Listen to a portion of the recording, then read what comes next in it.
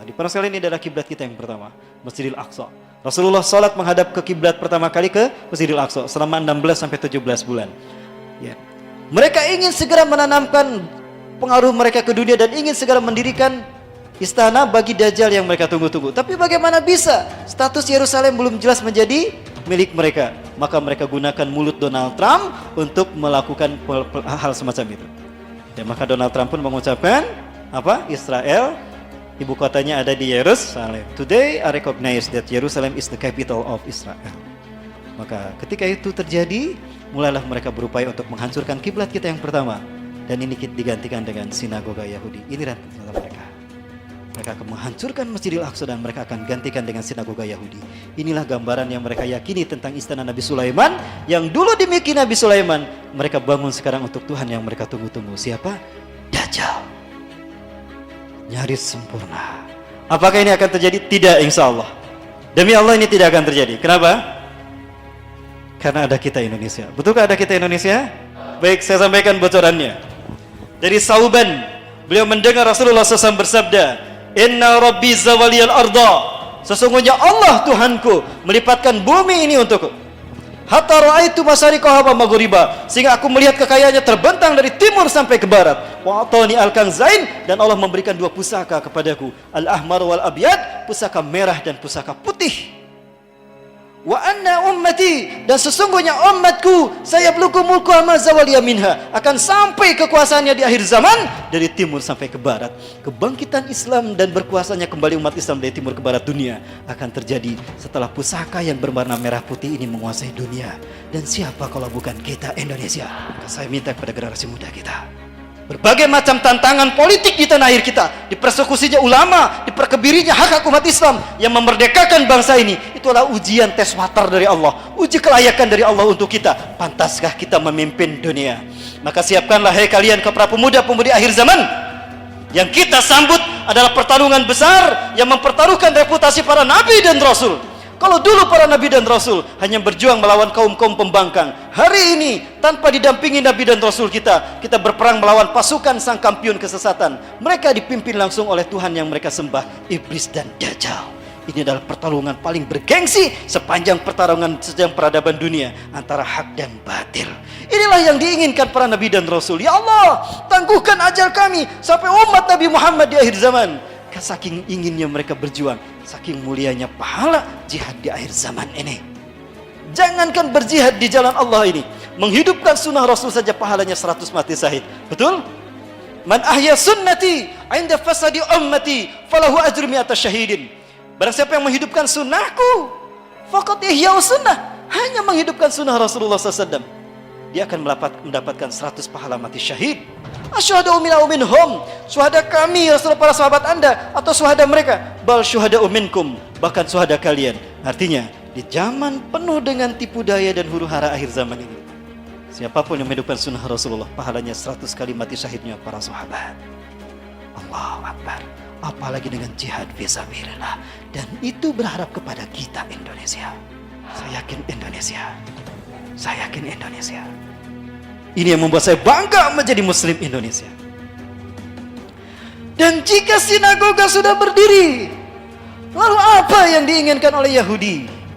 Maka di saat itulah berhasil iblis dan Dajjal sampai pada puncak ambisi mereka, mengalahkan Allah atas umat manusia, menguasai manusia dan memperbudak mereka tunduk sujud kepada iblis dan Dajjal tanpa disadari. Inilah peta dunia yang hendak mereka ciptakan. Tidak ada artinya. There is not mean for the new world order without Jerusalem. And there is not mean for Jerusalem without Al-Aqsa. Ya. Dan Al-Aqsa harus dihancurkan, diganti dengan sinagoga tadi.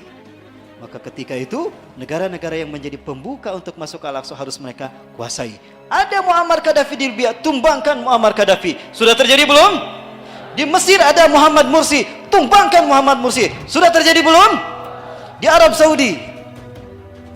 Agak berat saya membahasnya, tapi saya yakin suatu saat akan Allah bukakan siapakah penguasa Saudi Arabia, siapa dinasti Saud sebetulnya.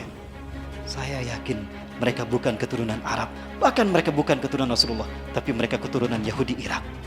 Betulkah demikian? Kalau ada kesempatan untuk membahas simbol-simbol Dajjal di Saudi Arabia, kita bertemu nanti, insya Allah. Baik, Suriah ada Bashar Assad. Jordania sudah dari dulu terpasung menjadi sandar politiknya Zionis Yahudi. Begitu pula dengan Lebanon, ada Hasan Nasrullah, pemimpin gerakan Hizbullah. Bukan Hizbullah, Hizbullah. Jika semua ini sudah mereka kuasai, maka dengan lenggang kangkung, dengan legawa, mereka akan mendirikan The New World Order. Saat itulah iblis dan Dajjal akan datang. Tapi insya Allah, selama kita masih hidup di muka bumi, pantang kita membuat mereka melenggang kangkung mewujudkan ini, betul? Lebih baik kita mati meninggalkan dunia dan keadaan syahid ketimbang menyaksikan kiblat kita yang pertama hancur di tangan mereka. Allahu Akbar. Saya rindu ingin kebangkitan, menyaksikan kebangkitan pemuda Indonesia. Ingat, pemuda-pemuda sekarang sudah banyak yang berhijrah, betul? Komunitas-komunitas pemuda sudah bangkit mereka. Ini isyarat kebangkitan Islam dunia tidak lama lagi. Dan itu ada di Indonesia. Ya. Ingat, di zaman penuh fitnah ini, umat Islam akan terbagi menjadi dua bagian. Fatun qasamul muslimun ila khaymatain.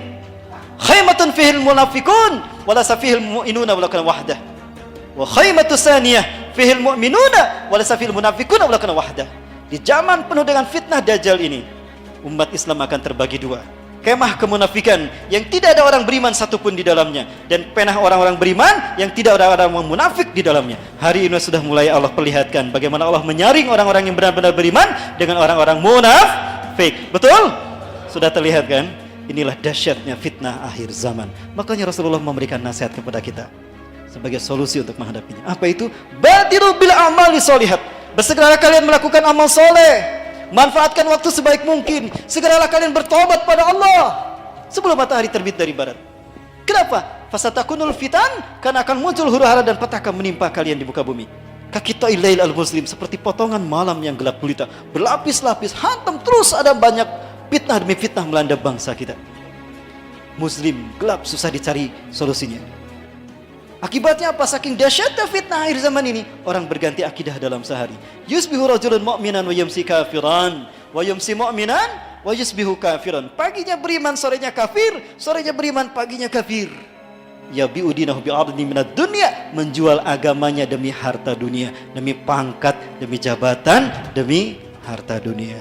Jangankan sekelas kita, sekelas ulama pun terkena. Banyak ulama-ulama yang sedang bermunculan menjadi sandera politik, sehingga mereka mengatakan semu Islamnya jadi abu-abu Islam mereka.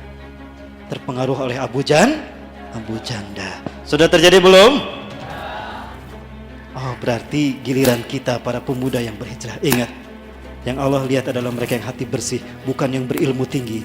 Ilmu tidak ada artinya kalau tidak diwujudkan, betul? Walaupun kita sedikit ilmunya, tapi ketika kita mengamalkan di waktu yang tepat, pahalanya besar, ikhwah fillah.